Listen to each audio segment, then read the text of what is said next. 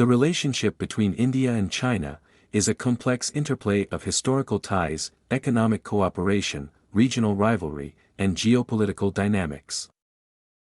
India and China share a history of cultural exchanges dating back to the ancient Silk Road. Trade, religious ideas, and cultural influences have flowed between the two civilizations, fostering mutual understanding and connections. Historical texts documented the interactions between Indian and Chinese traders, scholars, and travelers. They contributing to a rich cultural heritage of both culture. However, historical interactions have not been entirely free of conflicts, with instances of territorial disputes and power struggles among those two cultures. Now, with the centuries of development, China hegemony seems rising. And those massive economies seem to worry some of the world's superpowers like the EU and the US. But, regional power like India will not sit idle. The Indian Ocean is strategically important to China because of its economic stakes in the region. China imports 82% of its energy requirements, in the form of oil and gas, through the Indian Ocean. 30% of its sea trade, worth some $300 billion each year, is also shipped through this region. China is also a manufacturing hub and is dependent on open trade routes with African and Indian Ocean littoral states, for the supply of raw materials and minerals, and for the marketing of its products to those regions. The legitimacy and political fate of the Communist Party is closely linked to China's continuous economic development, which in turn is dependent on uninterrupted access to crucial energy resources. As almost all of China's trade and energy imports pass through the Malacca Strait, it assumes a strategic importance to China as a choke point in the Indian Ocean because of its potential vulnerability to interdiction. Hu Jintao, former president of China, called this vulnerability as the Malacca Dilemma, with a leading Chinese newspaper declaring at the time that it is no exaggeration to say that whoever controls the Strait of Malacca will also have a stranglehold on the energy route of China. Security analysts cite this perceived vulnerability as the reason behind China's substantial naval expansion in recent years. Therefore, no surprise that Chinese strategists also began viewing the Persian Gulf, the principal source of their energy imports, as the westward extent of their grand strategic frontier. As part of this strategy, China has developed a number of facilities in the Indian Ocean region and connected them by land routes. They want to diversify their access to secure its energy flows and reduce its dependence on the sea lanes. As part of this strategy, China has developed a number of facilities in the Indian Ocean region and connected them by land routes. They want to diversify their access to secure its energy flows and reduce its dependence on the sea lanes. Similarly, ports at Sittwe and Kyaukphu in Myanmar, connected to Yunnan in China. Also, a canal system across the Kra Isthmus in Thailand is planned to cater for 20% of the energy flows to China. To increase its strategic reach in the Indian Ocean, China has also developed additional ports with naval access facilities at Hambantota in Sri Lanka, Moreo in the Maldives, and Kayakpia, Hyangji, Great Koko, Mergui, and Zadetki in Myanmar. The development of these string of pearls ports may be a legitimate reflection of Chinese commercial interests. However, they clearly could also be used as logistic bases to support Chinese naval forces in the Indian Ocean.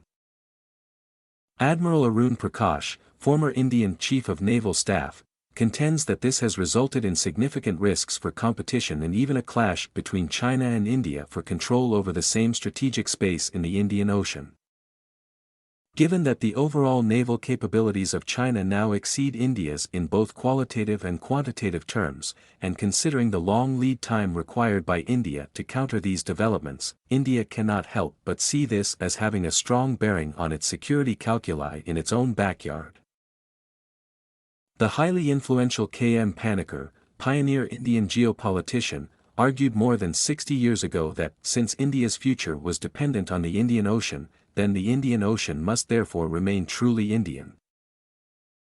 Even earlier, in the 16th century, Portuguese Governor Alfonso Albuquerque had opined that control of key choke points extending from the Horn of Africa to the Cape of Good Hope and the Malacca Strait was essential to prevent an inimical power from making an entry in the Indian Ocean. Yet post-independence, and until the end of the Cold War, India curtailed its influence to within the Indian subcontinent, along the lines of what has been called India's Monroe Doctrine, thus limiting its influence to South Asia. However, after 1991, India took a different approach and adopted a new forward-looking policy, along with economic liberalization. This policy included enlarging India's political, diplomatic and economic spheres, and forging defense contacts in the Indian Ocean region and beyond. For the first time, India's Look East policy focused on Southeast Asia, not least to shore up India's ability to compete geopolitically with a rising China. Like China, India has major diplomatic, economic and military interests at stake in Asian waters. Crucial to India's economic growth is its 70% dependency on imported oil and gas for energy needs coming by sea, which is expected to increase to 95% by 2025. More broadly, 77% of India's trade, by value, transits through the Indian Ocean. India's trade with Indian Ocean littoral states grew exponentially in the last decade. From 8th position in 2001, India catapulted to the 4th largest trading partner in the Indian Ocean region by 2007. In recognition of the importance of maritime trade, India's 2004 Maritime Military Strategy declared that control of the choke points could be useful as a bargaining chip in the international power game, where the currency of military power remains a stark reality. Because of the nation's peninsular character and geographical position, the Indian Ocean will always have a preponderant influence over India's destiny. That view is shared by contemporary policy makers in New Delhi, translating to the assessment that India's security will be best guaranteed by broadening its security focus and achieving a position of influence in the larger region that encompasses the Indian Ocean. China is not an Indian Ocean littoral state. Yet its naval ships are regularly spotted in the Indian Ocean.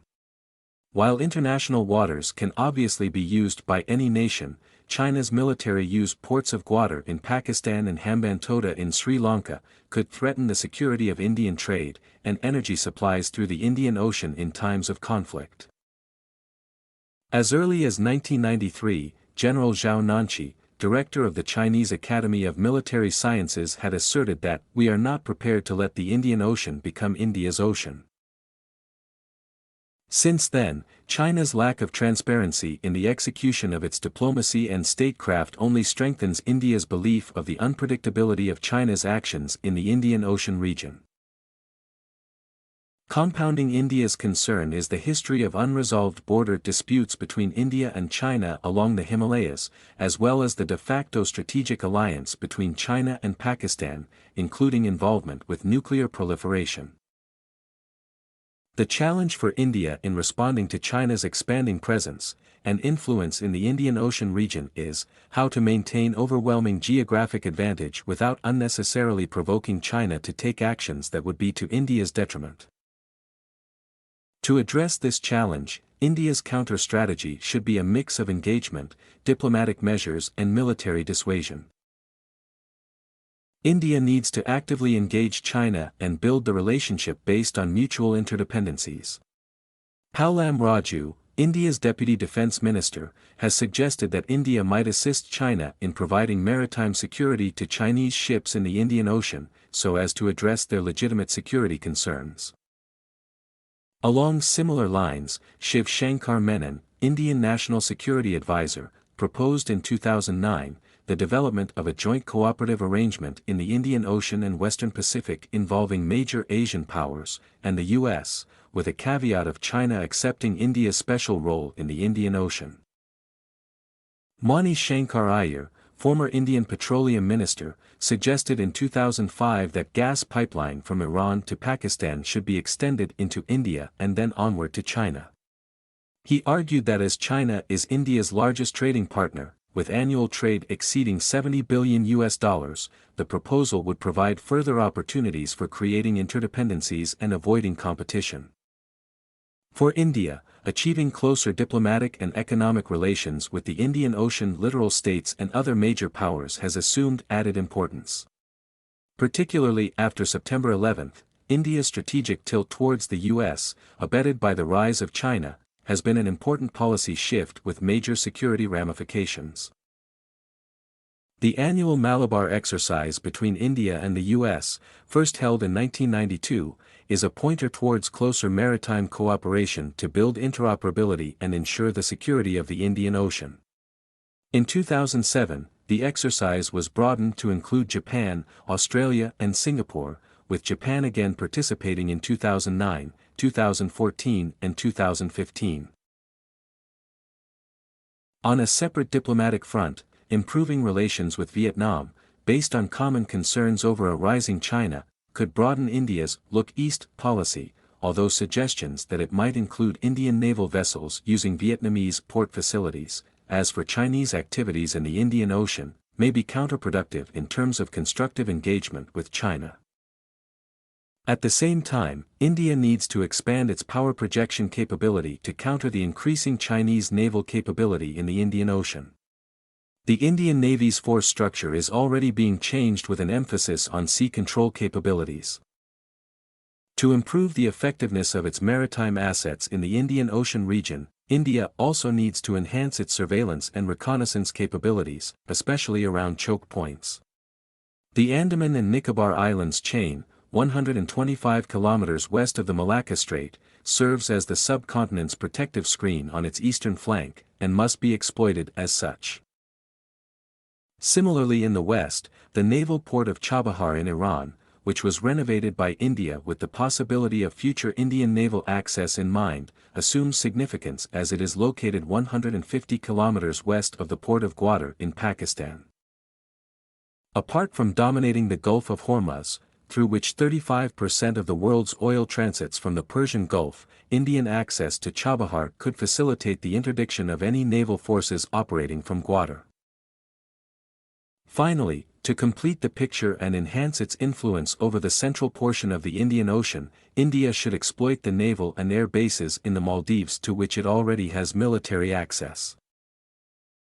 In conclusion, India and China are both dependent on sea lanes through the Indian Ocean for secure energy routes and the free movement of trade to ensure their continued economic development.